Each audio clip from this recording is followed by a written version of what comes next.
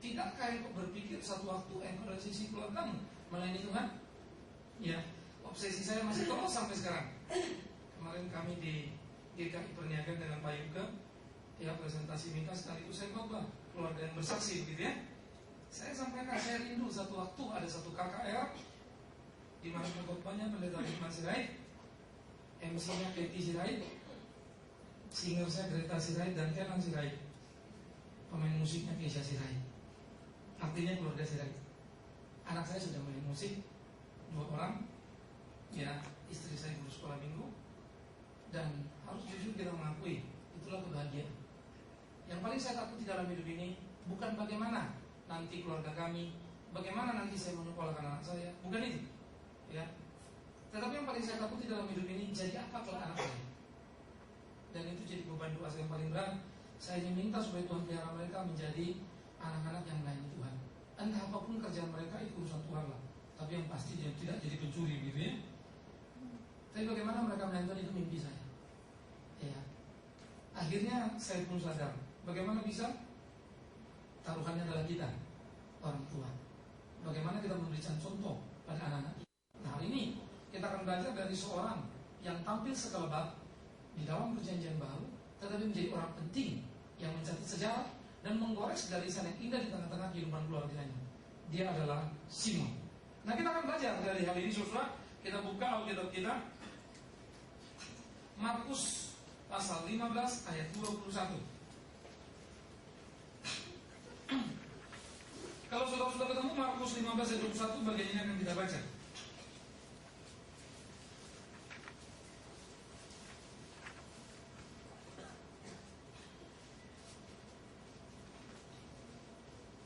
Markus 15 ayat 21. Pada hitungan ketiga kita akan baca sama-sama. 1, 2, iya.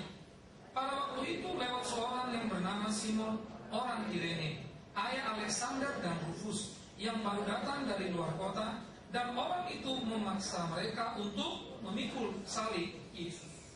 Saudara, saya kira kalau cerita Yesus disalibkan, saudara akan ketemu ini. Lalu kita juga tahu Simon Kirene yang disuruh menyalibkan. Tetapi siapa dia? Nah, itu banyak kali kita tidak tahu. Cuma tahu dia dipaksa memikul salib. Nah, saya akan membawa saudara dulu untuk melihat keluarga. Ya, keluarga adalah sebuah keluarga dalam lingkaran besar yang tidak terputus. Itu sebab keluarga tanpa ikatan batin, suami istri, orang tua, anak, sudah tidak lagi menjadi keluarga. Keluarga bukanlah sebuah hubungan darah, tapi keterikatan yang luar biasa. Maka suami istri itu bukan dua, tapi satu. Iya. Ini perlu dipikirkan sama-sama. Terlalu banyak keluarga yang sudah tidak keluarga lagi. Karena anak menggugat bapaknya, istri menggugat suaminya, dan seterusnya. Lalu kita akan membaca juga pengumuman-pengumuman di koran, sudah putus hubungan, gitu ya, orang tua anak antara ini dan itu, dan seterusnya. Maka kita melihat ada kengerian. Nah, sebagai nuclear family, keluarga adalah suami, istri, anak, begitu ya. Maka di dalam itu suami istri yang dipersatukan. Maka saya bikin lingkar dalam, lalu anak-anak itu menjadi lingkar kedua. Ini saya pikir perlu untuk dibangun terus. Ya, saya sedang terus memotivasi diri saya untuk hal ini. Karena yang dipersatukan Tuhan suami istri. Kalau suami istri yang disatukan itu satu dan beres, anak-anak itu mudah. Ya, mendidik anak itu susah kalau suami istri tidak beres. Ini memang jadi masalah, gitu ya. Nah, karena itu menjadi agak beban kita agak berat. Kalau berat sebelah.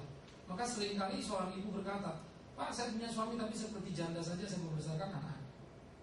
Maka saya akan memberikan apresiasi yang hebat ketika mereka kemudian juga mampu membawa anak-anak kenal Tuhan.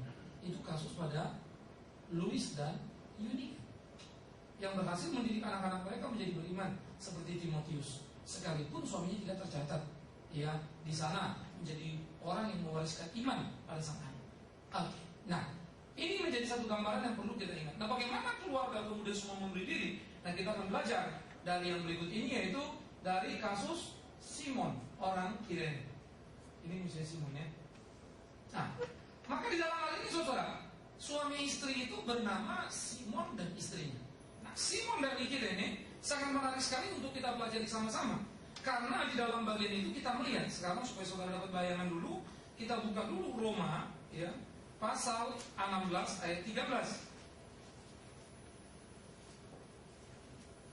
Roma pasal 16 ayat 13 mengatakan hal yang sangat indah tentang anak-anak daripada Simon. Kita baca sama-sama Roma 16 ayat 13. Satu, iya. Salam kepada Rufus, orang pilihan dalam Tuhan, dan salam kepada ibunya yang bagiku adalah juga ibu, Rufus, ya. Nah, sekarang kita akan lihat seseorang menelusuri. Rufus itu anak daripada Simon. Kita akan melihat bagaimana orang tua ini memberikan satu kontribusi kepada anak-anaknya untuk pelayanan, khususnya dalam hal ini yang dikatakan oleh Paulus itu Rufus. Apakah Alexander tidak masuk tim itu atau dipindah kota, kita tidak jelas. Tetapi yang ada di Roma pada waktu itu Rufus. Oke, sekarang kita akan belajar sama-sama sebagai saudara akan melihat bagaimana rentetan sebab akibat dari orang tua yang mengenal Tuhan masuk ke dalam kehidupan keluarga. Ya, sehingga kita punya hope yang sangat kuat di tengah-tengah kehidupan kita, bukan karena pekerjaan, bukan karena kehebatan, tetapi karena keberiman. Ya, saya harap ini saudara catat baik-baik. Saya punya teman dan kenalan yang sangat kaya-kaya sekali, bukan lagi kaya. Ya, saya bukan bicara orang kaya, tapi kaya sekali. Tetapi dari kaya sekali itu saya menyaksikan variabel-variabel yang unik sekali. Ada yang satu kaya sekali, tetapi cerita kekayaan selalu mengeluh, gitu ya. Ada yang satu lagi kaya dan menikmati sekali. Ya. Nanti yang miskin juga sama, ada yang miskin berkeluh, tetapi yang miskin menikmati. Maka akhirnya memang betul hidup tergantung keberimanan kita kepada Tuhan. Ini penting, ya. Nah sekarang kita akan melihat saudara yang terkasih, bagaimana atau apa yang terjadi dengan pasangan ini. Sangat menarik kita belajar dari Simon. Mari kita lihat Simon. Simon dikatakan orang Kirene, saudara. Ya. Nah kita akan menyaksikan beberapa data-data yang ada ini. Ya. Simon dari Kirene. Nah, Kirene adalah sebuah kota pelabuhan di Afrika Utara yang merupakan provinsi ke-74 dari kota Roma. Jadi kemudian Kirene itu ditaklukkan lalu menjadi provinsi bagian dari Roma. Provinsi ke-74 mau menggambarkan kepada kita betapa besarnya Roma, betapa hebatnya Roma dengan jajaran kekuasaannya pada waktu itu. Kalau dalam bagian sederhana saja, sekarang ini Indonesia punya berapa provinsi? 33 hasil pengembangan, begitu ya. Maka kalau kita melihat dia punya 74, besar sekali. Ya, ini hitungan sederhana. Karena memang seluruh Afrika itu masuk di dalam jajahan, hampir semua Eropa, Afrika itu masuk dalam jajahan kekuasaan Roma, ya, termasuk Timur Tengah. Ya. Nah, jadi kita bisa melihat betapa hebatnya dan dalamnya. Nah, jadi Simon adalah seorang diaspora, Yahudi diaspora, Yahudi perantauan yang tinggal di Kirene. Dan ternyata kita mencatat dalam Kisah 2 ayat 10, orang-orang dari Kirene pun banyak orang-orang Yahudi yang datang beribadah, yaitu hari Pentakosta. Ya, baik Allah ada di Yerusalem. Baik Allah itu cuma satu, tidak dua. Ya, hanya satu, itu ada di Yerusalem. Lalu di luar kota Yerusalem itu disebut yang sinagoge. Itu kecil-kecil. Ya, itu kecil-kecil bentuknya. Kalau dalam konteks saudara muslim itu tepat sekali. Mereka betul-betul dekat sekali dengan Yahudi, ya. Ada masjid raya, lalu ada musola. Ya, masjid raya cuma satu. Walaupun sekarang konsep itu sudah semakin sulit karena geografis. Jadi bisa jadi masjid raya itu di satu ibu kota kabupaten, nanti samping-sampingnya baru ya masjid-masjid. Tapi masjid itu pun tidak berani karena gede disebut masjid, tapi tidak masjid raya. Ya, nanti kalau lebih kecil disebut tangga atau musola lagi. Makin kecil begitu ya. Nah kalau kita mungkin itu menjadinya agak sulit karena kita denominasi terlalu banyak. Jadi yang disebut pusat, ya pusatnya gereja A. Ya kalau menarik dalam hal masjid itu nggak begitu. Ya, jadi mereka lebih sedia dari kita dalam keyahudiannya. Ya, jadi saya pikir harusnya begitu mimpi gereja. Tetapi ya nggak tahu berapa sulitnya. Tapi kita melihat saudara bagaimana Simon yang ada di situ dari luar kota tidak heran. Dia ada di situ sebagai orang yang terus beribadah. Nah, oleh karena itu saudara pada waktu dalam kunjungan ibadah lah sebetulnya Simon ada di Yerusalem pada waktu Yesus mau disalibkan. Yesus disalibkan di luar kota Yerusalem dan itu menuju kepada puncak bukit. Ya, nanti saudara yang ke Israel bisa membayangkan sebetulnya Israel tidak besar-besar amat. Jadi kalau zaman dulu jalan kaki ya hitungannya menit saja begitu ya. Cukup dalam hitungan menit begitu. Nah, itu sebetulnya salah satu keuntungan kalau saya sudah 2 kali ke sana dan akan berangkat lagi Desember ini. Saya lagi dalam belajar jadi ada tol ke sana begitu ya. Sampai nanti sudah lulus stop lagi ke sana begitu. Jadi kalau saya ke tol sesuatu saya belajar dulu banyak sekali. Terlalu banyak yang saya belum belajar. Tadi pada waktu mau menyaksikan geografisnya baru saya pikir ya, wow, ini Alkitab hidup sekali. Luar biasa sekali. Ya, nah kisah-kisah dan lain-lainnya itu menjadi hebat sekali. Nah, Pada waktu dikatakan mereka beribadah di Kisah 2:10, jadi sekalipun dia ada di Kirene tinggal tetap beribadah. Ya. Nah, saudara, siapa Simon? Simon adalah seorang yang kemudian memberi diri memikul salib. Istilah memberi diri, mungkin istilah yang akan Anda bilang, mana dia kan dipaksa memikul salib. Saya sangat suka waktu memperhatikan bagian itu, saya pikir-pikir, apa benefitnya dari Kirene, apa Simon memikul salib? Toh kan dia dipaksa orang. Ya, makanya dia pikul salib. Tetapi kemudian saya berpikir, siapa sih di antara kita tidak terpaksa ikut Tuhan?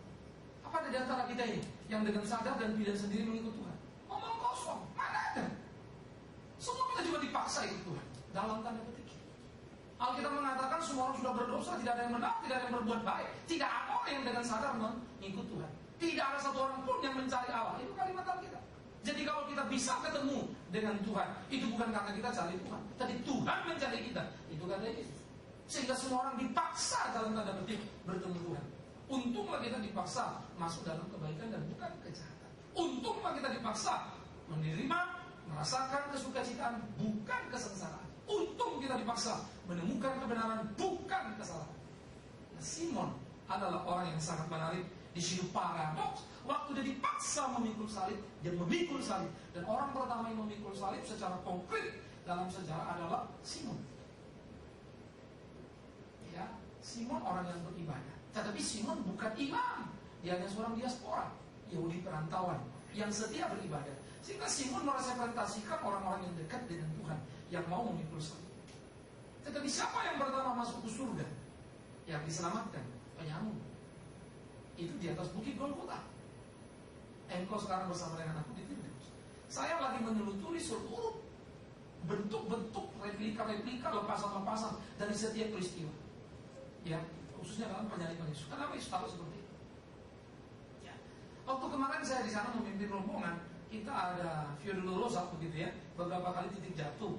Orang bilang itu suka Katolik begitu.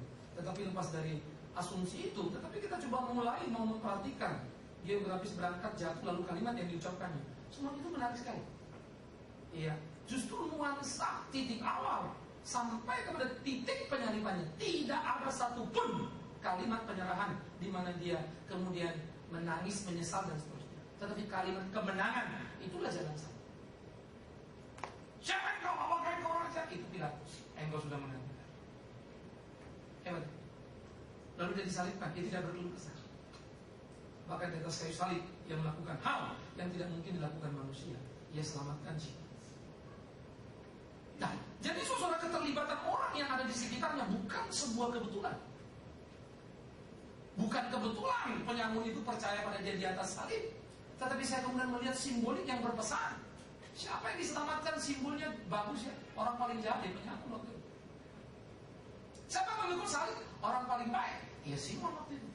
Orang yang mau beribadah. Bisa mengerti? Bisa simbol, tapi simbolnya bagus. Tepat. Mana mungkin kita pikul salib kalau kita bukan orang beriman dan beribadah dengan baik? Bukan status keimaman yang membuat orang pikul salib. Karena yang menyalibkan Yesus justru ahli Taurat, para imam itu. Tapi keimanan yang membuat kita pikul salib namanya Simon dari Kirene, yang datang jauh-jauh hanya untuk susah. Sehingga dalam keterpaksaan ia menikmati anugerah dan belas kasih. Wow, luar biasa. Karena itu kita bersyukur loh kalau sampai ditampar, digebukin Tuhan begitu ya, babak belur sampai setia melayani Tuhan. Saya bilang bagus. Kalau ada orang kemudian makin jauh dari Tuhan, saya disuruh doakan dia. Saya akan doakan, Tuhan apapun yang membuat dia jauh darimu, kekayaannya ambil, bikin dia miskin setengah mati. Kalau itu bisa membuat dia kembali, lakukan. Saya lebih suka itu. Bagi saya sulit untuk minta orang bertobat tanpa berpikir apa yang membuat dia jadi seperti itu. Tetapi kalau memang ada sesuatu sehatnya membuat dia menjadi seperti itu, biarkan dia sakit supaya dia tahu siapa yang kau. Tapi bukan dalam kerangka mendoakan dia sakit, supaya dia ketemu Tuhan. Nah, saya kira kita semua mesti berani. Keith Douglas adalah papa yang bagi saya sangat mengagumkan. Tapi ini bukan Keith Douglas bintang film yang punya anak Michael Douglas. Kebetulan namanya sama, begitu ya. Saya nggak tahu Keith Douglas suka berdoa apa enggak. Tapi ini Keith Douglas yang lain. Doanya saudara tahu, ya Tuhan, tolonglah anakku supaya melewati lika-liku hidup yang susah, bukit-bukit yang terjal. Jangan berikan dia kemudahan supaya dia tahu dia perlu Tuhan. Wih, mantap doa ini. Lain sekali doa kita ya. Ya Tuhan, jagakanlah anakku, pagari dengan malaikat-malaikatmu, tak seorang pun boleh menyentuh dia. Bodoh kali kita. Kalau anak kita tidak pernah disentuh orang, tidak pernah jatuh, bagaimana dia tahu kuat? Bagaimana dia tahu berdiri? Ini King 12 orang pintar, hebat, dan itu sangat menolong saya untuk berpikir. Maka hidup kita kalau sedikit susah sudah lari, bahaya. Biarkan susah membentuk kita, maka kita bahagia. Simon Kirene dipaksa, tetapi menjadi kesempatan untuk dia menjadi orang yang melayani Tuhan. Nah, oleh karena itulah Simon menjadi pemula yang sangat menarik di tengah-tengah keluarga sebagai kepala keluarga. Ia orang yang beriman, dia beribadah, dan betul-betul teraktualisasi ketika dia memikul salib Kristus. Maka pada waktu Simon memikul salib Kristus, Simon merasakan kemenangan yang luar biasa, kemenangan yang hebat. Simon merasakan sukacita yang sangat besar sebagai seorang pria yang kenal Tuhan. Ya. Hasilnya apa, saudara terkasih? Maka hasilnya kita melihat bagaimana kemudian istri ya Simon dianggap oleh siapa?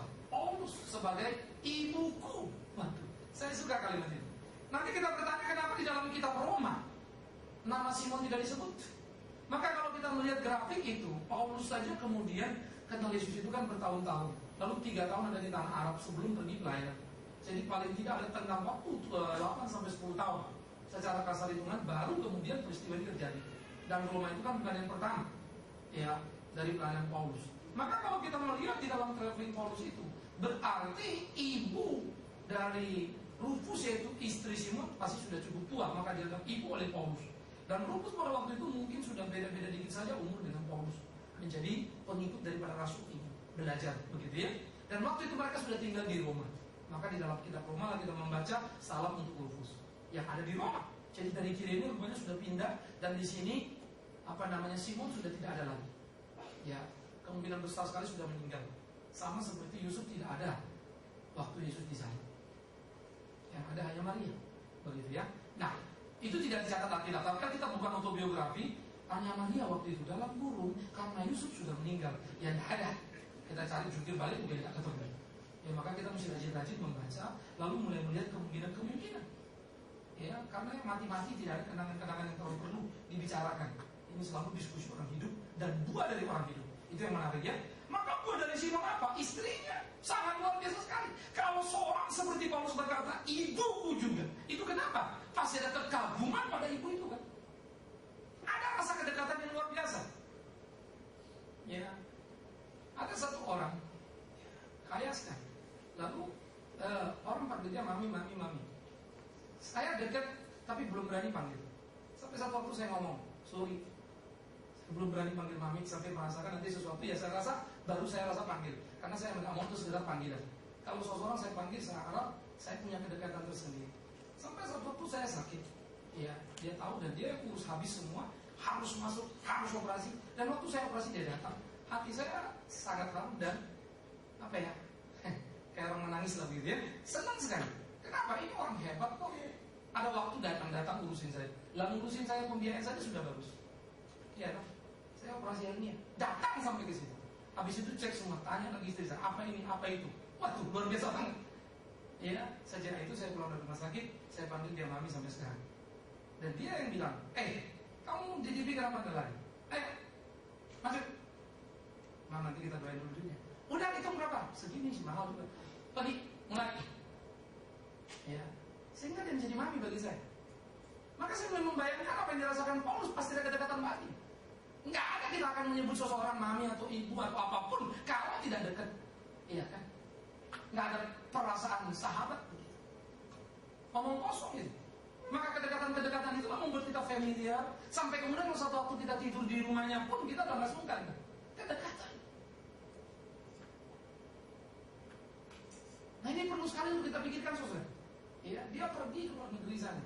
Lalu itu bisa dari luar negeri saja SMS. Tanya, jas kamu nomor berapa? Nah lo, orang lagi sibuk-sibuknya pergi, hanya karena dia di London, dia mau cari jas yang London punya, mau kasih ke saya.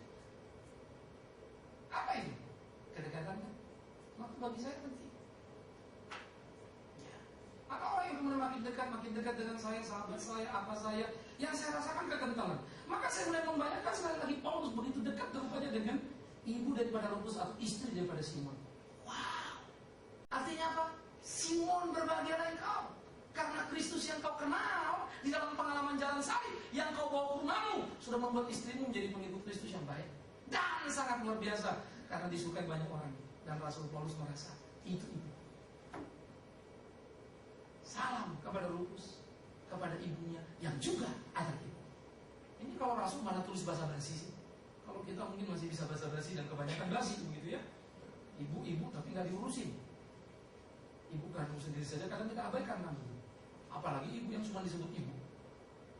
Tapi Paulus tidak mungkin begitu. Spesifik dia menulis kedekatan yang sangat luar biasa. Maka bagi saya mulai memandang dari jauh. Wow, Simon, istrimu luar biasa loh. Ya, tidak semua orang beruntung seperti Simon. Sudah pelayanan baik-baik, orang bilang, ya wah, suaminya sih oke, pelayanan sayangnya istrinya. Nah loh, suaminya khotbahnya bagus, istrinya gosipnya yang bagus. Gak enak gitu. Maka untuk suami oke, istri oke, gak gampang kan? Karena itu bagi saya beruntung Simon.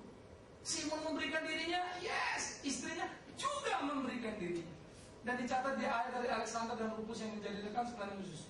Paulus khususnya Rufus. Keluarga yang sangat menyenangkan saudaraku. Ya, tidak jelas kalian ini bisa bilang apakah Alexander itu kemudian tidak tinggal di Roma dan pindah kota. Maybe. Karena mereka sebelumnya mereka dikirimi dan sudah pindah. Ya. Nah, tetapi yang menjadi menarik, sangat menjadi menarik adalah bagaimana keluarga itu menjadi sangat dekat dengan Paulus. Maka kita melihat bagaimana kebahagiaan Simon adalah karena dia mau memberikan dirinya untuk Kristus Tuhan. Bagaimana dia mau memikul salib sebagai bagian dari persekutuan abadi dengan Tuhan. Dan dia mendapatkan upah. Istrinya menjadi takut akan Tuhan. Ia mendapatkan upah. Anak-anak menjadi takut akan Tuhan. Percayalah di dalam hidupmu, sungguh-sungguhlah pada Tuhan. Seberat apapun kesulitan pergumulan kita, suami atau anak kita, satu waktu Tuhan akan tangkap mereka untuk kita. Waktu kadang kita tidak tahu. Ya, tapi kalau saya cerita ini saya selalu ingat ibu, Tante Non, yang kemudian sangat dekat dengan saya karena kami perjalanan di Eropa pada waktu itu. Wah, itu ibu umur sudah hampir 70 tapi semangat. Sudah 80 saya pikir ya. Sudah mau mendekati 80 itu sudah 80. Ya, semangatnya luar biasa sekali. Ya. Sampai dia gigih sekali untuk mengatur seluruh pelayanan. Dia capek luar biasa. Panitia kalau di Eropa kan kadang-kadang kayak orang setengah. Gimana kerjanya? Karena kerjanya banyak, jadi kadang-kadang lain-lain. Wah, dia semangat sekali. Ya, dari Jerman dia temenin saya, ikut lagi saya pergi ke Belanda. Dari Belanda balik lagi ke Jerman. Itu tadi dari Köln kita pergi, baliknya padahal ke Frankfurt dia ikut lagi. Pokoknya Pak Bima di sini, saya ikut terus. Ibu semangat sekali melayani. Dia adalah bintang FIFA kosmetik yang dulu. Orang yang sangat terkenal, istrinya, suaminya jenderal. Tapi kemudian dia bersaksi bagaimana suaminya karena kurang diperhatikannya, lalu kemudian punya istri simpanan sampai punya anak. Dia hanya bisa berdoa dan menyesali semuanya. Kemudian dia terima Tuhan sungguh-sungguh dan hanya berdoa. Akhirnya suaminya terakhir kira-kira berapa waktu sebelum meninggal ada di pangkuan. Artinya dapatnya sudah tinggal sakit-sakitnya gitu. Istri sudah tidak bisa ngurusin, baru dikasih dia. Tapi saya ingat saya menyakiti hati Tuhan dan saya harus tanggung ini semua. Dia urus suaminya. Beberapa waktu kemudian meninggal. Saya bersyukur suamiku meninggal di pangkuan. Bayangkan cuma dapat suami waktu sudah mau meninggal. Tetapi dia sadar betul apa yang dia kerjakannya di waktu lampau tidak baik. Iya. Lalu anak yang bukan anaknya, karena ibunya ini pergi begitu saja, tinggalkan anaknya, anak ini dititip suaminya, diurus sama dia. Coba saudara pikir. Itu kan sakit hati kan, bukan nggak ada anaknya, ada kok. Tapi suaminya minta tolong dia urus. Sampai urus kemarin waktu beberapa waktu lalu sudah dekat mau married. Dan sekarang sudah married. Sudah tua. Dia sendiri sudah jompo. Bikin panti jompo. Urus orang-orang jompo. Harus dilayani Pak Bibi. Karena saya pikir, tante, enggak bisa. Ya, tante sudah tua. Ya, tapi tante bukan jompo. Waktu orang lain boleh jompo, dia enggak. Semangatnya. Saya kadang kagum yang dia urusin bisa lebih tua, dia lebih tua dari dia urus. Orangnya udah masuk rumah panti jompo yang dia diri. Ini tante luar biasa sekali semangatnya. Ya, kadang-kadang saya merasa guilty karena banyak kali hal-hal ya, namanya orang tua kadang-kadang dia telepon mesti gini mesti gitu. Nah kan schedule kita pas penuh gitu. Aduh tante Sony ini lagi penuh. Ya sudah tidak apa-apa. Ya. Tapi kadang-kadang rasa itu pengen ambil begini. Saudara, ketika seorang mengenal Tuhan, kebahagiaan itu luar biasa dalam hidupnya. Nah jadi jangan takut, siapapun engkau, apapun posisimu, seperti apakah. Lupus berbahagia punya istri seperti itu. Tetapi tidak banyak orang seperti itu. Banyak mungkin suami atau istri kita tidak bisa kita menangkan pada waktu yang panjang. Tetapi jangan pernah lupa, mungkin dia mengembuskan air, napasnya di peluk kamu, itu kau dapatkan dia. Tapi dia akan berkata, maafkan aku, kiranya Tuhan mau tolong aku. Lalu kita bilang, Tuhan tolong dia, nyawanya lepas. Hati-hati ya. Saya berani bicara itu. Ibu saya selalu menjadi kesan manis buat saya. Paling bagus, paling indah, paling baik, paling hebat sepanjang umur hidupnya waktu dia mau meninggal. Ya.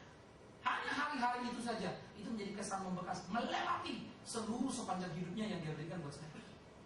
Hari itu paling hebat dan paling luar biasa. Tak pernah ibu saya sebijaksana itu. Dekat-dekat mau mati. Ya. Saya ingat betul, sesudah selasa perjamuan kudus, dia rapuh ngomong segala macam gitu ya. Waduh, bijaknya. Ya, mami minta maaf kalau gini, kalau gitu, mami mau ini. Terus ngomong sama istri, kamu harus begini, kalian begini. Ngomong sama anak-anak saya, satu-satu dia ngomong. Itu kalimat yang saya tahu bukan kalimat dia pilih. Maka waktu dikatakan istri yang dianggap oleh Paulus, itu menjadi sesuatu yang sangat menyenangkan.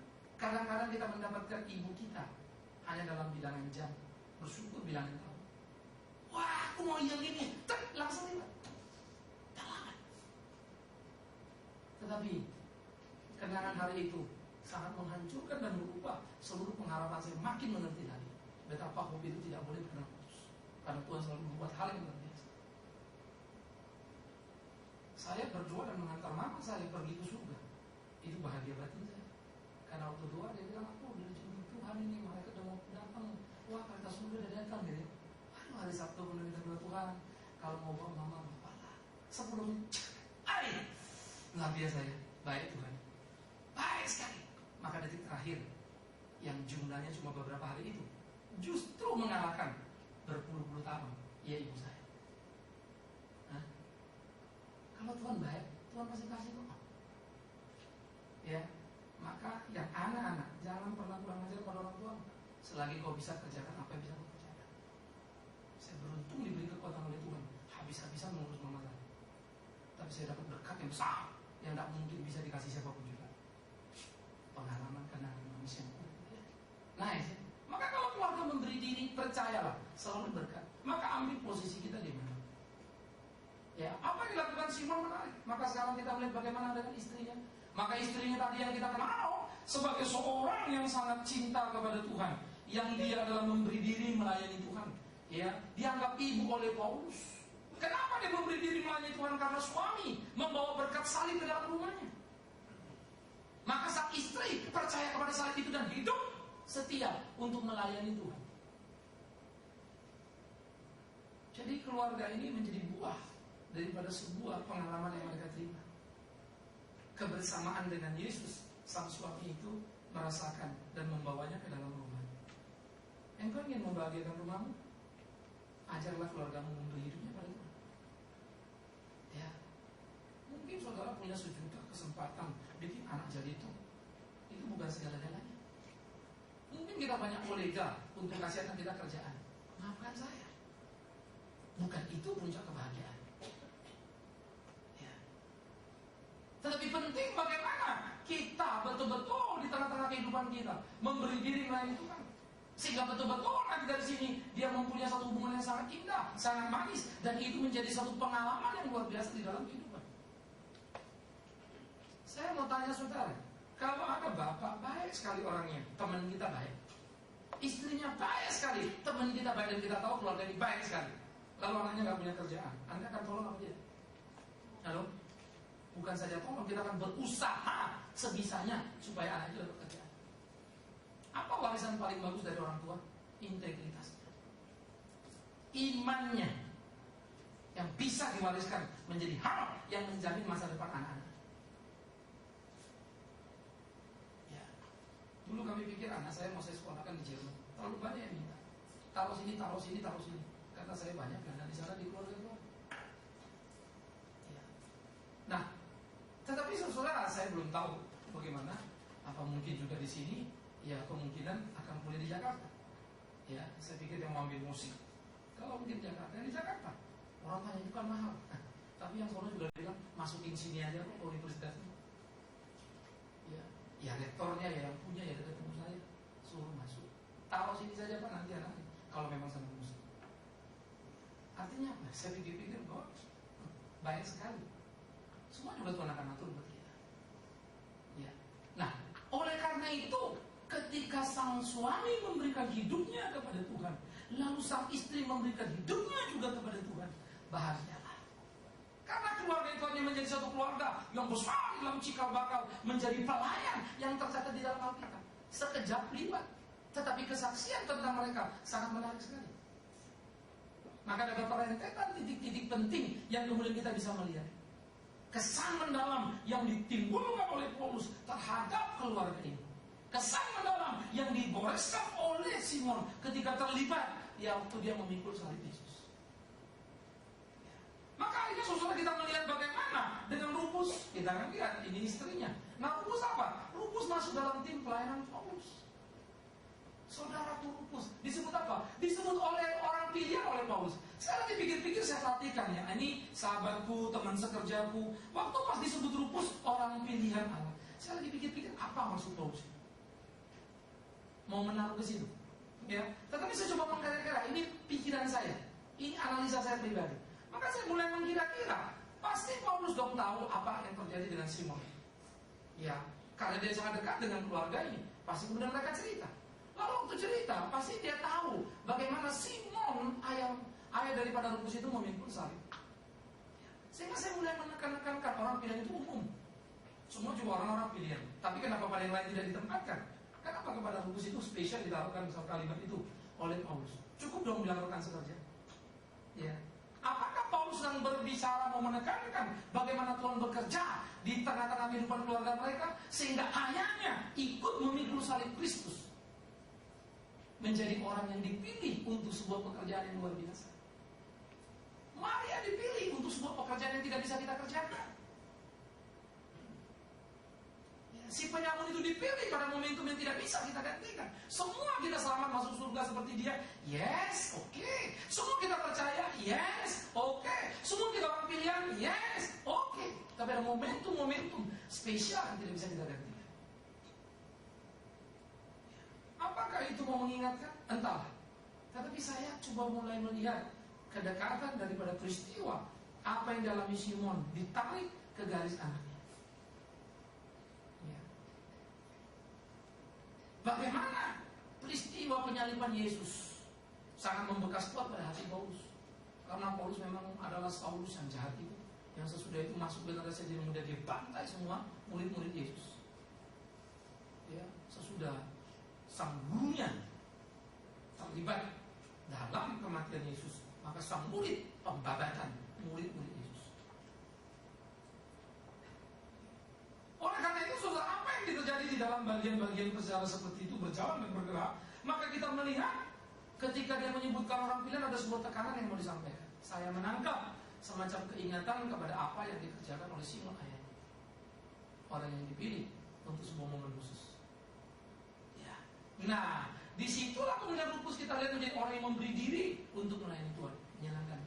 Maka papa, mama, anak, semua melayani Tuhan.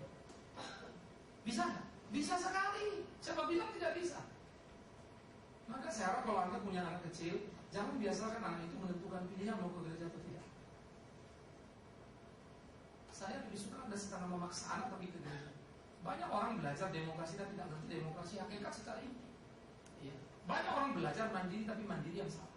Saya berada di Eropa dan berdiskusi. Satu teman bilang, wah anak-anak Eropa hebat-hebat, mandiri.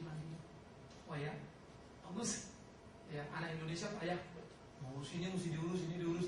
Karena 3 SD sudah naik bus sendiri, pergi sekolah sendiri, pulang sendiri, urus buku sendiri. Kadang-kadang kalau mama nggak ada, mereka harus goreng telur sendiri. Kok bisa? Ya karena semua sudah serba canggih sih ya. Tinggal plotok, cotok, plok, lempar lagi, masuk, open, pencet-pencet, semua juga beres. Ya. Jadi kadang-kadang anak-anak begitu sudah disuruh mandiri, bagus. Tapi waktu kami ke cita-cita terus saya bilang, oke, sekarang kalau anak itu mandiri, dia bangga sekali, anak hebat. Sekarang saya tanya, kenapa anak-anak itu umur 17 sudah jadi negara kan? Itu peraturan. Lalu dia nggak bisa atur lagi nggak? Enggak. Kenapa dia nggak bisa atur lagi? Karena dia mandiri. Nah sekarang saya tanya, bisa lagi ngatur anaknya. Ketika umur 17 itu sepertinya hidupnya sudah hak dia. Baru dia mulai mikir, iya, memang kita jadi ibu seakan-akan kesannya cuma sampai umur 17. Habis itu sudah tidak lagi. Wewenang kita sudah habis. Berbahagialah Anda di Indonesia. Ya, anakmu sudah beranak pun masih bisa kau atur. Bisa ngerti maksudnya? Kita masih bisa omong loh. Di sana mah, forget itu, jangan ikut campurin urusan saya dan istri saya. Please. Itu orang tua bisa disuruh pinggir. Ngeri saudara. Ya. Satu orang tua di Jerman mati. Waktu meninggal itu yang ngurusin siapa? Anak Indonesia. Kenapa? Karena sudah diangkat anak. Lalu anak Indonesia itu sudah terlambat juga, ibu itu, bapak itu tinggal sendiri di situ. Langsung dikasih tahu lah sama anak-anaknya. Apa jawaban anak? Sorry, kami lagi holiday. Hah? Waktu itu Sabtu. Nanti Senin kami datang. Masukin aja rumah sakit. Sampai anak Indonesia bengong-bengong. Ini anak kelewatan, tapi kan dia cuma anak angkat. Maka banyak warisan jatuh kepada anak Indonesia yang diangkat anak. Ya, kalau kau ke Jerman berdoalah, semoga kau diangkat jadi anak. Saking mereka haus loh, pengen punya anak. Tapi anak itu adalah anak hasil kebanggaan. Itu tadi, mandiri. Kemandirian penting, yes. Tapi hidup tidak bisa tidak paradoks. Tidak ada satu pilihan yang lepas dalam hidup. Selalu paradoks, itu sulit makanya hidup. Kalau cuma satu pilihan gampang sekali hidup. Selalu pilihannya paradoks. Mandiri, boleh, harus. Kebergantungan juga, yes. Mana bisa lepas dua-duanya. Suami kalau mandiri, istri mandiri, bahaya itu. Hancur rumah tangga itu. Maka kemandirian perlu diangkat. Ada, kebergantungan perlu ada. Mana bisa orang mandiri sekaligus bergantung. Nah itulah anak. Itulah bijaksana, itulah hidup. Yang harus kita cari, yang harus kita cari. Ya. Nah karena itu susah. Menarik sekali keluarga ini. Maka Lupus dan ibunya kedekatan yang luar biasa, kenangan kepada papa, wow, dalam sekali. Maka keluarga ini jadi keluarga yang manis sekali. Nah itu sebab saya katakan tadi, kalau kau punya anak, lebih bagus kau paksa dia untuk bergereja daripada tidak. Mungkin Anda bisa berbeda pendapat dengan saya dalam kerangka yang relatif, silakan. Ya. Udah biarin dia masuk ke gereja, jangan saudara. Anda mau sebut modern, maafkan saya. Saya menjelajah dan bergaul dengan banyak orang sampai bentangan keluar negeri sana dan berdiskusi dengan mereka. Orang Israel sekarang lebih gila lagi, lebih barat dari orang barat. 60% orang Israel itu sekuler, hanya 40% yang religius. Dan 60% yang sekuler itu lebih gila lagi. Rasanya susah kita ketemu militer ciuman begitu ya. Ini militer-militer wamin-wamin ini senapan gantung di sini, tengah jalan nih di pasar dia ciuman. Oh, kita lihat sampai bengong-bengong. Ini tentara apa? Gantung saja, saking liberalnya. Itu ada anak kurang ajar situ. Saya lihat tentu di pasar jalan, kayak pasar malam gitu ya. Anaknya mau, pak, pipi bapaknya dibunuh, pak, dipukul lagi bapaknya. Bapaknya diam terus begitu. Ya udah gini-gini, pak, dipukul lagi. Coba anak saya pukul, wah, toh. Itu urusannya panjang itu. Saya lihat sampai bengong-bengong gila gini-gini. Karena mungkin orang bilang itu kan bukan pola pikir. Saya setuju. Tetapi apa hasil dari itu? Anda boleh lihat. Israel sedang mengalami kehancuran dalam religi. Dan pada waktu dia hancur, ini feeling saya. Di situ Tuhan datang. Ya, mirip seperti waktu Tuhan datang pertama kali. Waktu orang Israel tidak siap terima Tuhan. Dalam mental dan rohani mereka yang rusak. Mereka tolak Yesus. Kedua nanti pasti begitu. 60-40, 60 yang liberal, hanya 40 yang religius. Tapi kalau yang religius, anak kecil kurangnya, anak kecilnya yang tampak.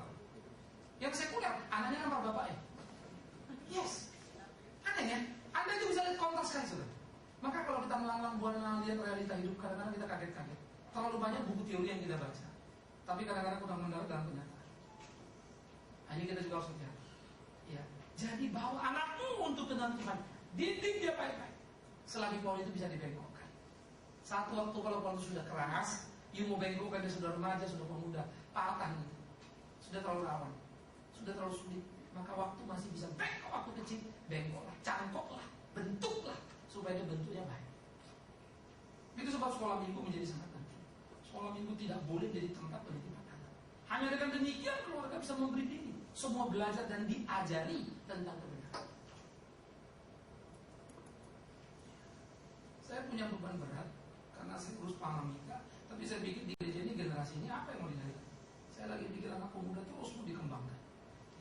Saya pikir sudah saya akan kasih waktu coba ekstra untuk yang pemuda bikin capek saya ini gitu ya. Jadi saya mesti sama mereka. Karena saya pikir capek sih capek, tapi saya harap mereka betul-betul maju. Ya. Betul-betul maju, itu doa saya. Sehingga bagaimana memberikan sebuah kebersamaan untuk ditumbuh kembangkan. Tidak gampang. Ya. Saya pimpin mereka, tapi mereka suka lari dipimpin. Ya. Saya datang, mereka suka bolos. Ya. Maklumlah mereka sangat sibuk ya. Sibuk mengurus diri Pak. Persoalan kerjaan lebih ringan, pacaran yang susah Pak. Itu selalu hubungan mereka. Mengurus pacar paling sulit tuh. Pelayanan mah gampang Pak. Jadi kalau saya menurut mereka ini bebannya ringan. Karena sudah nikah, udah punya anak. Nah, bapak mah ringan, kami yang berat. Belum punya pasangan. Ya, jadi anak muda ini saya rindu sekali mereka terus maju-maju. Saya senang kalau bisa sama mereka nanti sampai mereka nikah, saya ditanyain terus nikah, dua-dua pelayan. Aduh happy banget ya. Walaupun hasilnya sudah mulai terjadi di antara mereka. Saling mengambil gitu ya. Doakan terus ya pemuda kita. Saya concern sekali. Ya. Nah, kenapa obsesi-obsesi begini? Kita mulai dari kota kecil, terus nanti terus kita bertumbuh bagaimana membawa kehidupan. Selalu butuh figur. Ya, selalu butuh figur. Maka ya otoritas ya dan semangat ruang terbuka itu selalu penting dalam hidup. Di Amerika ya, situasi etik berkembang dan demokrasi dan HAM sudah memberikan buah kehancuran. Maka mendesain memang tidak gampang ya. Sehingga doa dari dua bapak kami itu memang gak gampang. Jadilah kehendakmu di bumi seperti di surga. Demokrasi itu sebab kehendakku, bukan kehendakmu. Maka mau combine. Tapi tidak ada pilihan yang lebih baik dari demokrasi di bumi ini. Susahnya begitu ya. Pilihan terbaik di bumi adalah demokrasi. Tidak ada yang lebih baik dari itu. Tapi itu tidak serta-merta baik bagi Tuhan. Nah itu sulitnya jadi orang beriman. Karena kita mesti mampu mengcombine. Tidak ada yang lebih baik dari HAM di bumi ini. Tapi HAM sudah melahirkan generasi homo, generasi lesbi yang harus diterima. Itu cuma pilihan hidup. Anda tidak boleh bilang itu dosa. Maka di Belanda pelacur itu hanya prostitution. Pekerjaannya adalah di dalam bidang prostitusi. Tapi itu tidak boleh disebut pelacur. Di shoe kita nanti. Sebut homo di Kanada, di Australia. Habis kita bisa dilaporin polisi, ditangkap kita. Karena itu pelecehan dan penghinaan. Lagi sih. Nah itulah hasil yang sangat mengerikan. Jelajah dunia dan terkejutlah. Dampak-dampaknya sekarang sudah besar sekali. Dan gak bisa dihentikan. Akhirnya gereja yang kompromi. Nah sekarang saya lagi ajar saudara lawan arus. Kan gak gampang ya. Ini mungkin berlawanan dengan pikiran kita sendiri. Yang sudah terkontaminasi dengan berbagai argumentasi dan alasan-alasan yang kadang-kadang tidak mendarat di dalam kehidupan nyata, di dalam pergumulan. Itu sebab saya selalu mengatakan, hidup kita ini bisa ya, kalau anak kita baik, semua baik. Aduh, betul-betul anugerah Tuhan ya. Kalau diukur-ukur kemampuan kita, waktu kita, analisa kita, pengamatan kita, ada anak kita mana cukup sih? Nah, berapa banyak TV mempengaruhi anak kita? Pergaulan di luar mempengaruhi. Maka itu saya harus mengingatkan bagaimana kita orang tua harus banyak betul-betul berdoa untuk anak. Nah terakhir, bagaimana menggambarkan sebuah keluarga yang memberi diri? Saya kira saudara, setiap anggota keluarga yang memberi diri adalah keluarga yang membangun diri. Nah ini menjadi penting. Itu sebab orang itu harus terus mampu membangun diri dalam korelasinya dengan Tuhan. Ya, persekutuan dengan Tuhan itu terus. Begitu pula anak-anak. Makanya komisi-komisi ada di dalam gereja gunanya itu. Komisi anak bukan tempat penitipan anak. Banyak gereja memperlakukan komisi anak tempat penitipan anak supaya nggak ganggu bapak emak kebaktian. Maka banyak bapak emak yang kurang ajar. Sudah selesai kebaktian, sekolah minggu belum, anaknya main ditarik aja. Kalau di gereja ini terjadi, saya minta orang tua jangan begitu. You yang keluar dari sini. Ya, jangan kebaktian di sini. Ya, kalau cuma mau titip anak, lalu habis kebaktian naik atas, anaknya diambil belum selesai kebaktian. Kalau saya, sorry. Saya mau kasih tahu, mau silakan. Kalau enggak, mendingan bisa berubah. Bisa ngerti ya? Kita pernah merasakan, saya guru sekolah. Terlalu banyak orang tua jadi kurang ajar. Tapi gereja juga kurang ajar. Karena gereja tidak tegur orang tua yang kurang ajar itu. Kan kurang ajar lagi kan gerejanya kan? Yang kasihan guru sekolah minggunya. Mau ribut susah, dilarang majelis. Apalagi orang tua itu kebetulan kolektornya banyak. Nah makin susah lagi urusannya. Maka gereja nggak punya wibawa jadi. Ya kan ya? Bagaimana kita mau belajar menganggap orang kalau tidak membangun diri? Ini penting. Ya, ini penting sekali. Harus diperhatikan. Nah maka kita yang melayani pendeta, majelis, harus hati-hati loh pengurus-pengurus itu. Kita hati-hati. Satu anak nakal di sekolah minggu saya, kamu udah boleh gitu ya? Jangan main-main di atas musik. Udah berantakin. Apa dia jawab? Bapakku aja nggak marah. Kamu udah siapa? Bapakku lagi apa? Bapakku majelis. Kurang ajar nih anak saya pikir. Pasti ini bapaknya hasil produksi yang kacau nih. Ya. Saya kasih tahu bapak kamu. Om Big main marah-marah. Tapi bapaknya nggak pernah menegur saya. Mungkin tahu batak satu ini susah kali diatur. Saya pikir ini anak kurang ajar sekali. Dia kasih tahu bapaknya kan majelis. Bangganya gitu. Jadi karena bapaknya majelis boleh dia rusak semua itu. Gila ya. Jadi nggak hormat di sekolah minggu. Saya rasain itu. Saya pikir kelewatan gitu. Jadi anak dibawa ke gereja bukan untuk membangun diri, malah merusak diri.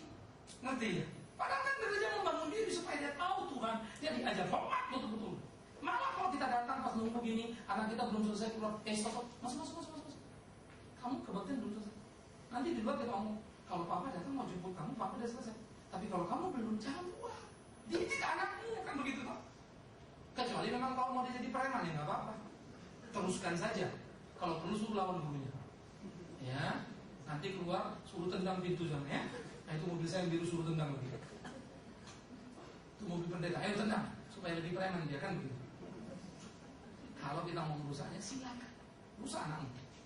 Ya, tapi kalau kita mau membangun anak kita supaya menjadi keluarga yang memberi diri, bawa untuk membangun. Jadi setiap anak pada bidangnya membangun. Maka gereja itu harus lengkap. Ada anak, remaja, pemuda kan begitu. Ya, kadang-kadang kita pemuda nggak seberapa kita bilang mulai jalan-jalan. Kita nggak penting berapa. Ya.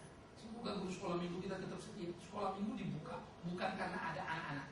Itu falsafah sekolah minggu di sini dibuka untuk melayani anak. Mau satu layani. Kalau nggak ada apa, kau cari di sana siapa yang nggak mau dilayani. Layani. Itu konsepnya. Jadi tidak dibuka karena ada anak. Bisa ngerti maksud saya? Nggak mau peduli berapa anak, kau jangan. Remaja pemuda juga harus begitu. Maka semangat untuk memberi diri. Yang kedua, bagaimana kita kemudian membangun diri lalu melibatkan anak-anak itu masuk di dalam keluarga melayani memakai talenta. Ya, bukan karena Pak Edi ada, tapi saya selalu senang kalau suami istri itu sama-sama melayani. Aduh, happy ya, happy loh. Ya, istri saya itu kan saya ini kemudian punya marga begitu kan. Ya, jadi famnya Panjaitan. Namanya itu Greta Taylor sekarang ya. Kerennya begitulah begitu ya. Greta Taylor. Soalnya Panjaitan, tukang jahit ya Taylor. Dulu ada kakaknya dia di Amerika satu ya. Mungkin kalian kenal ya, Elizabeth Taylor kan. Itu orang Medan aslinya. Malah tulisan jadi Panjaitan supaya penyesuaian dengan bahasa Inggris apa gitu ya. Ya Taylor itu paling cocok. Maka jadi Elizabeth Taylor satu. Aslinya di Medan itu Elizabeth Taylor kan. Sampai sekarang baru jadi Elizabeth begitu ya, supaya lebih keren kan. Nah, seseorang melayani memakai talenta saya senang sekali. Maka ya papa mertua saya itu dua itu, waduh itu kalau nyanyi berdua seru banget gitu ya. Suaranya, saya dengerin, saya suka gue sama istri saya. Lu suara lu kenapa jelek sih saya bilang. Padahal sebenarnya suara saya jelek gitu. Kita jadi nggak bisa paduan suara kan gitu. Ya. Kayaknya rasanya begitu ya, dua yang gitu ngeliatin orang gitu. Nah saudara, apa keunggulan yang kita miliki pakai? Bersama suami istri menyenangkan sekali. Maka kami paduan suara kami lain ya. Dari dulu kami sama-sama melayani sekolah minggu. Terus berdua, dunia yang kita gemari, dunia yang kita lewati, dunia di mana kita melayani. Ya. Nah, ambil apa yang saudara bisa. Pakai, anak-anak bisa apa? Ayo anak-anak didorong untuk melayani. Mau itu paduan suara silakan dia bisa main piano, suruh dia main. Ya. Biar dia enjoy ini begitu. Biar dia suka cita Bapak melayani Tuhan. Nah ini kita mesti motivasi terus, mesti mendorong mereka terus supaya mereka ambil bagian. Enggak selalu numpang seperti apa yang kita harapkan. Karena jangan lupa wawasan pikir kan proses ya, bertumbuh berkembang. Bak numpang langsung jadi begitu. Lalu dia melayani kayak Paulus, yang benar aja lah. Kita bapaknya jangan lulus. Ya ini masa anak terus mau dianggap jadi begitu. Tidak kan? Tapi kita mesti dorong mereka untuk ambil bagian di sini. Ya. Perlu sekali. Bagaimana kita menikmati? Lalu kita keluarga yang memberi gimana? Bagaimana kita melayani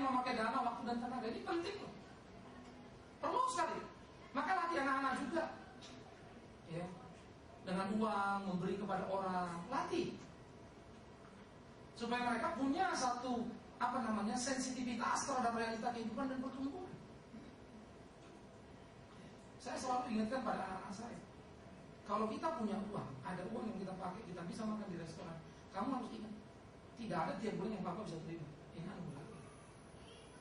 Maka saya selalu bilang, saya bangga cuma kali kalau mau main itu saja. Ya. Nah, ini kan kita mesti tanamkan kepada mereka. Makanya kita harus belajar. Apa yang ada pada kita, belajarlah untuk memberi diri pada Tuhan. Maka saya selalu kagum pada janda miskin yang memberikan 100% dari seluruh hidupnya. Maka dia memberi tidak dengan dompetnya, dia memberi dengan hati. Ya, itu perlu sekali saudara. Memberi dengan hati, bukan memberi dengan dompet, apalagi memberi dengan Tuhan. Repot gitu. Berapa Tuhan kasih? 100, kasih dong 10%. Kenapa 10%? 100% punya Tuhan ini. Silakan engkau bijak pakai itu. Tapi jangan pernah berpikir itu uang. Ya. Teman-teman saya baik-baik. Kalau saya mau pergi Kalimantan, ayo begini. Ini saya Desember mesti pergi lagi, mesti biaya sendiri. Nanti kita mesti pergi, ada diajak lagi ke Manado. Tapi belum sudah dibilang, udah Pak Wingan, tiket ada untuk Manado. Karena saya juga mesti pergi lagi tanggal minggu depannya lagi. Ya kalau Yuka bolak-balik ke Kalimantan bayar sendiri, ya dia masih ada income. Ya. Tapi kalau saya pergi bolak-balik, terpaksa mesti minta dia kan. Jadi daripada saya bolak-balik minta, mendingan dia bolak-balik, gak usah minta-minta. Pergi lah ya, enjoy. Apakah dia miskin karena itu? Saya berani ngomong tidak. Apa saya miskin karena itu? Tidak. Nah, ajar anak-anak kita untuk mengerti. Ajar anak-anak kita untuk mengerti. Anak-anak kadang-kadang cuma percaya diri kalau dia punya uang. Percaya diri kalau baju bermerek ini bermerek. Ya, namanya anak remaja memang begitu. Tapi tetap pengertian harus diberikan dan berdoa supaya itu tidak menghantui dan mengikat mereka. Maka disitulah kita belajar untuk mulai memberi diri. Ya. Anak mesti diajar di sini. Kepekaan pada anak mesti diajar. Ya. Perlu dilatih betul-betul. Balik lagi saudara. Bagaimana anak itu kita juga atau diri kita juga semua keluarga belajar melayani, bersaksi dan membawa jiwa baru. Sehingga kita tidak terjebak hanya rutinitas datang bolak-balik, pergi lagi, datang pergi, hanya begitu terus. Tidak pernah kita membawa jiwa untuk datang kepada itu. Di mana kepuasan hidup kita saudara? Saya paling happy ya kalau ada orang telepon saya, Pak Bintang terima kasih kemarin khotbahnya di radio begini-begini. Saya happy loh, aduh Tuhan terima kasih saya dipakai begitu ya. Tetapi kadang-kadang tak rasa lagi, saya belum ketemu nih orang gitu. Ya, enjoy. Saya ingat satu hal pada waktu ada orang telepon saya minta untuk datang ke rumahnya berdoa. Ya. Terus saya sama istri sama anak kita sempatkan untuk mampir situ.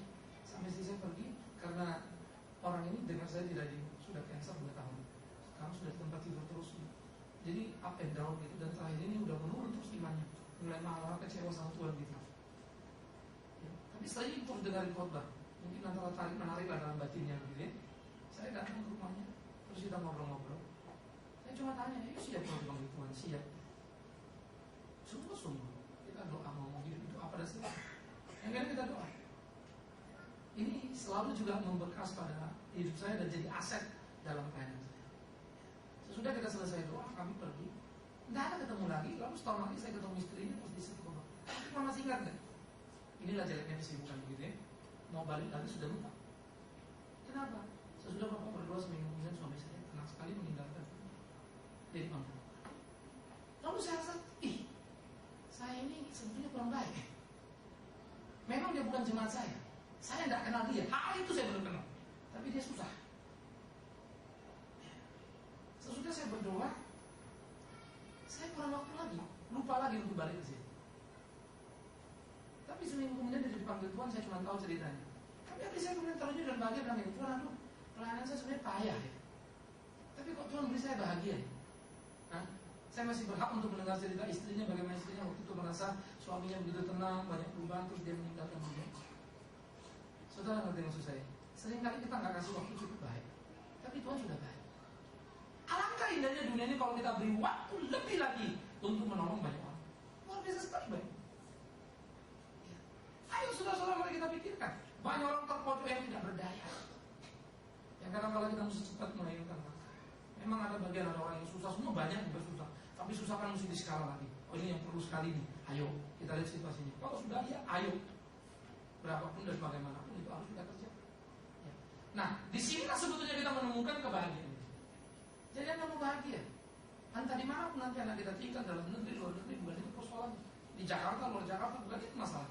Entah apapun kerjaan anak kita, seperti saya bilang tadi, asal bukan penjahat begitu ya, bukan itu masalah. Berapa banyak uangnya, bukan itu masalahnya. Siapa mantu kita, bukan itu masalah. Persoalan selalu titik satu. Apakah ketika dia kerja, dia takut akan Tuhan? Apakah ketika menikah dengan orang takut akan Tuhan? Semua titik tolaknya di sini. Maka makin mengertilah kita. Kenapa kita berkata, berbahagialah orang yang takut akan Tuhan. Nggak ada kita bilang, berbahagialah kau yang kaya. Nggak ada kita bilang, berbahagialah kau yang terkenal. Nggak ada kita bilang, berbahagialah karena kau rasul atau karena kau nabi. Enggak. Rasul pun ada yang kurang ajar, namanya Rasul Yudas. Nabi pun ada yang meleset, namanya Nabi Bileam. Ya, apalagi kita, hampir rata-rata. Kan gitu kan? Jadi tidak berbahagia karena kerasulan, tidak berbahagia karena kenabian, tapi berbahagia karena takut akan Tuhan. Di dalam panggilan, entah nabi, entah rasul, entah apapun itu nomor 5. Tapi penting takut Tuhan itu. Sehingga dengan demikian seluruh keluarga akan mengalami kebahagiaan. Sampai kapan? Sampai mati. Maka indahlah hidup ini. Nah ya, sampai mati indahlah hidup ini. Nah, saya harap kebahagiaan ini boleh kita camkan, kita renungkan, kita pikirkan sama-sama, supaya seluruh hidup kita betul-betul boleh menjadi kebanggaan dan kepuasan kita. Kita memberi hidup bagi Tuhan untuk keluarga kita. Mudah? Tidak. Susah? Juga tidak. Mudah? Tidak. Karena bagi kita yang tentu. Susah? Tidak. Karena kita cuma menyerah pada Tuhan. Kan gitu. Ini paradoksnya lagi ya. Tetapi itulah kebahagiaan. Maka tidak ada kata terlambat. Hari ini saya ingin menghimbau setiap kita. Kalau misalnya teman saudara-saudara ya ada, ini suami saya begini, istri saya begini, atau anak saya begini, biarlah itu menjadi pokok doa yang paling penting, supaya dia boleh kembali kepada Tuhan. Itu penting sekali. Dan saya kira itu boleh menjadi momen kesempatan di mana kebangunan keimanan kita makin hari makin kuat, menaruh harap kepada Tuhan. Oke, saya stop sampai di sini dan biasanya seminar kita akan ada tanya jawab. Kalau ada 1, 2 orang, 3 orang mau tanya, silakan. Di kertas saudara juga ada tulis yang mau tulis, segan mau tanya, boleh tulis. Yang mau tanya langsung, silakan angkat tangan. Ya. Ada yang mau tanya? Yang paduan suara dari Bogor juga boleh nanya, yang punya hak sama kok. Malah 1,5 kali lipat. Iya, ini saya sering tanya di Bogor, tapi belakangan jadi agak susah ya Pak ya. Makin padat schedule. Ya, ada?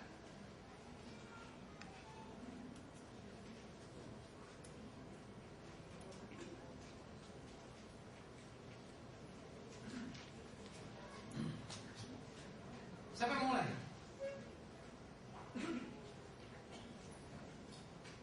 Nah karena itu saya pikir hal-hal seperti ini ya, khususnya anak pacaran, aduh apalagi kalau sampai pernikahan bahaya sekali ya.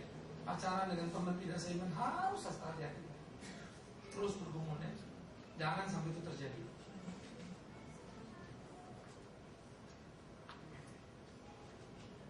Ada yang mau tanya? Semua sudah jelas? Jelas. Jelas apa? Jelas-jelas? Tidak jelas. Oke, Pak Saul mau tanya. Terima kasih. Sangat menarik tema yang dibahas pada hari ini. Yang saya tanyakan begini, saya punya keluarga, anak 3, istri 1, di mana karakter dari anak-anak pertumbuhannya saya lihat kami dari keluarga seni, suka musik. Namun ada beberapa hal berkaitan dengan Naf tadi, dipaksa Simon dipaksa untuk mengikut salib. Terhadap keluarga yang kita aplikasikan kepada keluarga kita sekarang ini untuk memberi diri itu, maka kita kalau untuk anak itu tidak ada talent untuk bermusik atau apapun, apakah kita bisa menyatakan bahwa keluarga kita ini sebagai keluarga yang boleh memberikan diri kepada Tuhan? Di antaranya ada yang sulit kita bentuk. Oke. Terima kasih. Ya, tentu harus memberi diri berdasarkan talenta. Ya, jangan bapaknya mau anaknya penyanyi, padahal nyanyi suaranya selalu khas gitu ya. Lain sendiri maksudnya, tidak bisa masuk jalur. Jangan dipaksakan. Ya, saya paling gelisah kalau orang mau kesaksian. Saya mau bersaksi saudara, saya akan menyanyi. Tapi tolong jangan dengar suara saya yang jelek ini. Saya bingung lah, saya mau dengar apa lagi? Kalau lo nggak mau dengar suara, jangan nyanyi lah kan begitu ya. Duduk saja atau cerita kayak apa kan? Masih banyak caranya bersaksi kan begitu. Jadi kadang-kadang kita ini belum kesaksian sudah bikin kita pusing kan? Jadi saya mau menyanyi tapi jangan dengar suara saya yang jelek ini. Lalu apa yang mesti gue dengar Pak? Kau di situ sudah kuliah, suaramu pun sudah gue dengar. Apa aku boleh tutup kuping kan gitu? Kan nggak boleh kan? Maka jangan paksakan untuk melakukan sesuatu yang bukan bagian kita. Jangan pernah paksakan. Itu bahaya, tidak baik gitu ya. Tetapi apa yang jadi bagian anak yang dia tahu, dia bakat, tapi seringkali anak juga tidak menghargai. Itu boleh kita dorong. Ya, dalam tanda petik tadi setengah paksa sih. Karena banyak kali anak terlalu cuek dalam hidup ini. Karena pengaruh dari luar. Nah ini kita dorong dia masuk ke sana. Tapi jangan dorong ke tempat dia nggak mau. Artinya tidak juga punya kemampuan untuk itu gitu ya. Jadi salah. Tetap melayani, tidak serta-merta terjadi pemaksaan dalam tanda petik sampai anak itu tidak enjoy melayani. Harus hati-hati. Tetapi in proses anak harus dipahami umur berapa. Waktu dia bilang dia tidak suka, jika kita mesti mengerti. Tidak suka anak-anak itu umur berapa tidak sama dengan tidak suka pada bedaan umur. Tidak sukanya umur 5 tahun sama 10 tahun lain itu. Tidak suka 10 tahun sama 20 tahun lain lagi tuh. Ya, lain lagi. Anak kecil kan, mama jangan. Biasa ya. Jangan terjemahkan itu seperti suami kita ngomong istri jahat. Lain. Kalau suami ngomong istri jahat betul jahat itu. Tapi kalau anak ngomong mama jahat, kasih permen langsung, mama baik deh. Setengah menit berubah sudah. Jadi gampang mengatasi itu ya. Sediakan saja permen. Tapi kalau suami kita bilang, itu dari sedap, Pak permen Pak, digaplokin gitu. Gila lo mau kira Pak. Memang lu jahat kasih gue permen. Lain ya. Nah jadi bahasa juga harus dipahami. Tidak ada bahasa yang pas untuk anak, maka grade usia mesti dikit. Ya.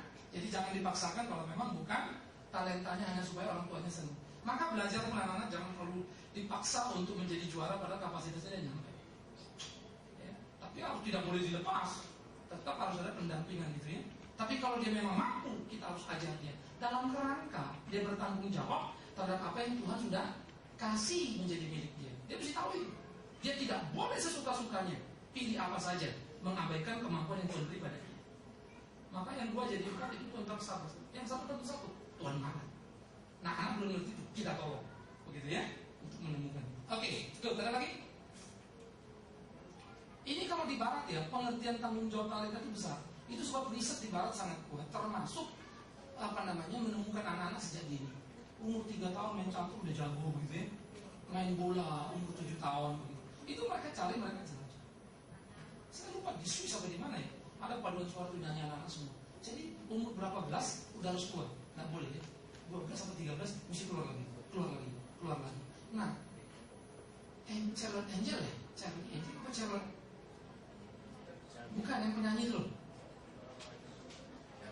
Charlotte. Oh Charlotte Angel. Charlotte Church ya. Itu dari situ. Angel dulu dari situ keluar. Pernah dengar Angel dulu ya? Yang penyanyi Belanda. Itu dari tempat itu. Ya.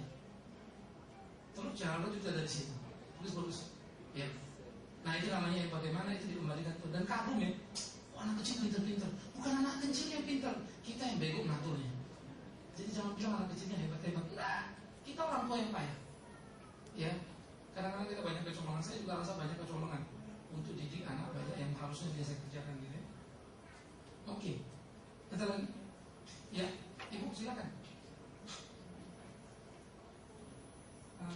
Pertanyaan saya di luar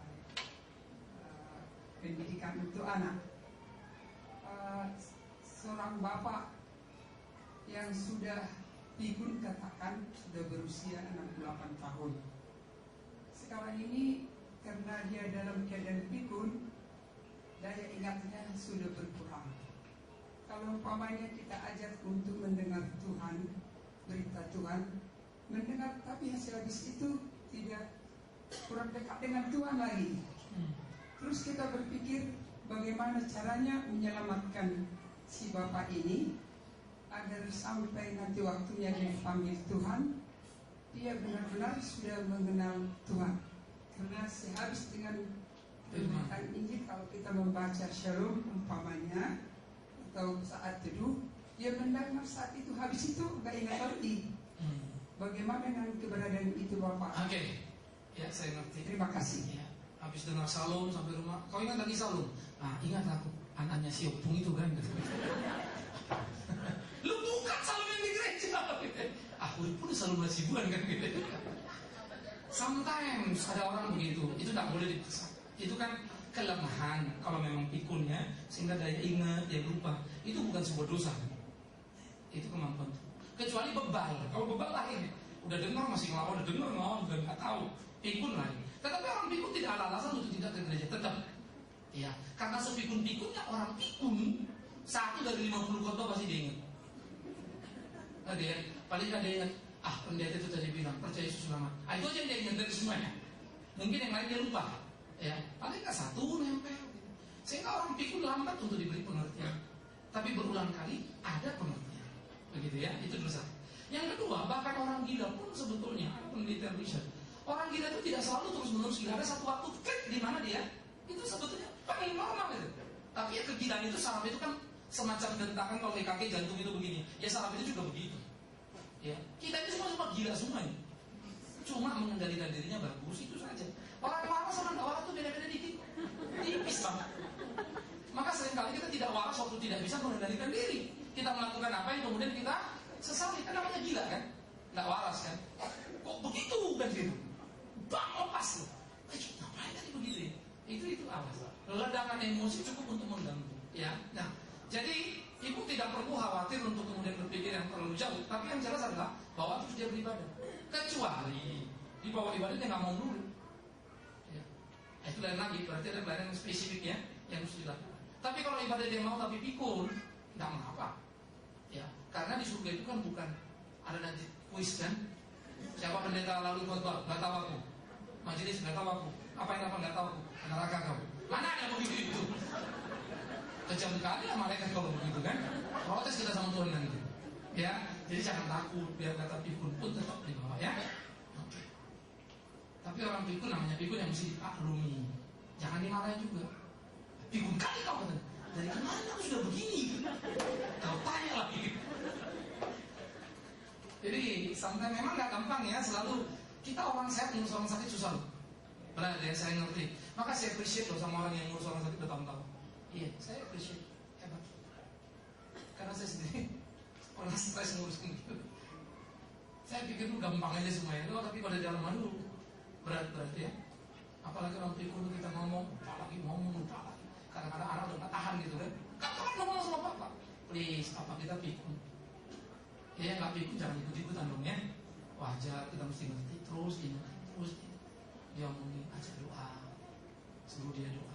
Orang pikun itu kan mengingat yang ada, tapi memori itu tetap kamu waktu-waktu keluar. Maka suatu waktu kadang-kadang dia ingat semua, suatu waktu dia lupa semua. Tergantung. Oke. Ada lagi? Dari Bogor? 1,5 kali kesempatan loh.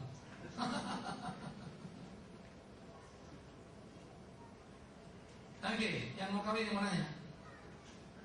Yang mau nikah ada yang mananya? Dia mananya? Apakah pernikahan saya dilanjutkan apa tidak Pak? Oke, ya, karena lagi ya. Oke. Mana ya Pak? Bukan. Oh, ngeliat jam. Saya pikir mana itu. Banyak lagi jam. Sorry. Ya. Oke, baik saudara, kalau memang sudah nggak ada lagi mau bertanya, maka saya ingin menyimpulkan, mengingatkan kembali. Keluarga yang memberi diri, itulah keindahan hidup. Jangan pikir keberhasilan hidup bagaimana kita, siapa kita. Ya, bagaimana sebetulnya hidup seluruh keluarga bisa diartikan untuk Tuhan kita. Itulah yang paling luar biasa. Ya, dan untuk itu bukan kekuatan dan keunggulan kita, tapi bagaimana kita hidup melayani Tuhan kita. Maka semua lapisan semua ini harus dilibatkan. Hati-hati juga ya, jangan terlalu asik-masik kita melayani anggota keluarga kita abaikan, itu juga bahaya ya. Jadi ibu terus pelayanan, tapi sebetulnya ada anak yang perlu diperhatikan malah terabaikan. Itu juga tidak baik. Suami terus pelayanan gitu kan, tapi istri dan anak juga terabaikan. Ya, ini juga harus hati-hati. Saya pendeta dan saya rasa ini yang paling saya takuti dalam hidup pelayanan saya. Ya, tahun depan schedule saya sudah lebih padat lagi, maka saya sudah lebih hati-hati lagi karena melibatkan keluarga juga harus berani. Ya, maka kalau sudah itu kita pergi namanya ke pelayanan saya itu sendiri. Ya, kadang saya gilir anak-anak saya ikut untuk teman saya pelayan. Ya, mau dari ini saya mesti pimpin lagi seminar ke Bali, istri saya bawa. Ya, untuk pergi, bisa pelayanan, lalu temannya sama-sama kan. Penting. Karena kalau nggak kan bisa gawat ya, kita melayani tapi semua terbengkalai. Itu pun bukan pelayanan, itu hanya sebuah kegiatan. Ya, bedakan pelayanan dengan sekedar kegiatan. Ya, kita berdoa. Kami bersyukur dan berterima kasih kepada Tuhan yang memimpin kami dan memberi kami pengertian.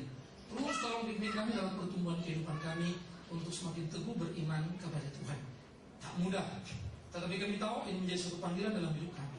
Beruntunglah orang seperti Simon yang terlibat dan dilibatkan oleh kuasa surga untuk masuk dalam panggilan pelayanan. Beruntunglah Simon yang boleh mewariskan hidup dan imannya kepada istri dan anak-anaknya. Terima kasih. Berbahagialah orang yang takut akan Tuhan, karena limpah hidup mereka, besarlah warisan mereka. Terima kasih Tuhan. Kami mau berdoa untuk setiap saudara kami yang baru pertama kali hadir. Tuhan memberkati, menyertai mereka. Terus boleh menjadi bagian dari kebersamaan kami di tempat ini. Bersyukur berterima kasih untuk paduan suara Serafim yang sudah melayani kami dari Bogor. Tuhan berkati sertai. Terus tuntun pimpin mereka dalam pelayanan mereka, khususnya Pak Edi, Ibu dan keluarga yang akan memimpin paduan suara ini, serta tuntun pimpin dan berikan bijaksana. Kami berdoa untuk seluruh anggota keluarga kami, jadikan keluarga yang takut, yang memuliakan nama Tuhan. Begitu pula kami berdoa untuk adik-adik kami yang berulang tahun, untuk Adriel, Vanka, Senon, Stefani. Tuhan tolong Tuhan pimpin. Tuhan menambahkan usia pada mereka, ingatkan semakin pendek pula jatah hidup mereka. Tuhan menambahkan usia pada mereka, tambahkan pula bijaksana untuk terus semakin setia melayani Tuhan. Berikan pengertian seturut dengan perkembangan usia mereka untuk semakin mencintai Tuhan. Kami berdoa untuk Ibu Ayu, anggota dari ALF. Tuhan tolong, Tuhan pimpin ya, infeksi paru-paru. Tuhan yang menjamah memberikan kekuatan kesembuhan baginya. Tuhan peliharakan keluarganya, berikan kekuatan penghiburan. Dan biarlah dengan cara Tuhan ia boleh mengalami pertumbuhan iman lewat peristiwa yang dialami. Kami berdoa juga bagi orang tua Susi di dalam pemulihannya. Terus Tuhan dampingi, Tuhan tuntun pimpin dia di tengah-tengah kehidupannya. Satu kerinduan kami, supaya setiap apa yang terjadi tak berlalu begitu saja, tapi memberikan makna yang mendalam. Khususnya bagi orang tua Susi boleh semakin mengenal Tuhan, semakin dekat, semakin akrab dengan Tuhan, merasakan kasih dan pemeliharaan Tuhan, menemukan kesejatian, kebenaran Tuhan yang menyertai. Terima kasih. Engkau juga menguatkan Susi untuk terus menaruh harapnya kepada Tuhan, berjalan bersama dan di dalam Tuhan, semakin setia dalam pelayanan dan melihat betapa ajaibnya pertolongan Tuhan di tengah-tengah kehidupan ini. Berkati ibu, sanak saudara yang lainnya, tuntun pimpin supaya bahu-membahu boleh merasakan kesatian, tetap setia mengikut Tuhan. Kami berdoa bagi panitia Natal yang telah dibentuk, Tuhan juga tolong pimpin supaya panitia bekerja dengan sungguh-sungguh. Ajari, ini tak sekedar sebuah kegiatan. Jangan biarkan mereka terperangkap karena sebuah kebiasaan yang sudah dikerjakan. Tetapi tolonglah supaya semua panitia merasakan ini sebagai sebuah pelayanan yang harus ditanggung jawabi dengan sungguh-sungguh, bekerja dengan sungguh-sungguh untuk puji hormat bagi namamu. Kami berdoa juga untuk rencana retreat pengurus tanggal 3 dan 4 November nanti. Tuhan juga tolong pimpin supaya pengurus betul-betul merasakan ini sebagai pelayanan dan bukan beban yang memberatkan, tetapi beban karena kasih sayang dan kecintaan untuk kemuliaan nama Tuhan. Ajar kami terus mengerjakan yang terbaik, menambal lubang sekecil apapun, memberi diri sebelum menunggu yang lain datang, sehingga kami belajar tidak berhitung waktu, tenaga, uang atau apapun yang ada pada kami untuk boleh melayani Tuhan. Mampukan kami ya Tuhan, tolong dan gairahkan semangat kami. Kami juga mau berdoa untuk paduan suara pemuda yang sebentar akan memuji Tuhan, berkati sertai. Terima kasih untuk Pak Paulus Rimba di tengah-tengah kesibukan memberi waktu untuk melayani. Kiranya ia boleh menjadi panutan teladan bagi anak-anak didik yang diajar untuk juga menghargai waktu dan belajar dengan sungguh-sungguh. Kiranya juga menjadi panutan yang memberikan inspirasi bagi anak-anak terus bertumbuh dalam pelayanan, bahkan boleh menjadi pemimpin dari paduan suara kelak di kemudian hari, supaya sungguh lewat hidup mereka dan talenta yang Tuhan berikan, nama Tuhan dipermuliakan. Berkati Pak Paulus, istri dan anak di dalam tangan pengasihan Tuhan, Tuhan yang peliharakan. Akhirnya semua kami menyerahkan diri kami dalam tangan-Mu. Gereja ini biar terus bertumbuh oleh karena kasih-Mu. Di dalam nama Tuhan Yesus Kristus kami berdoa dan kami bersyukur. Amin.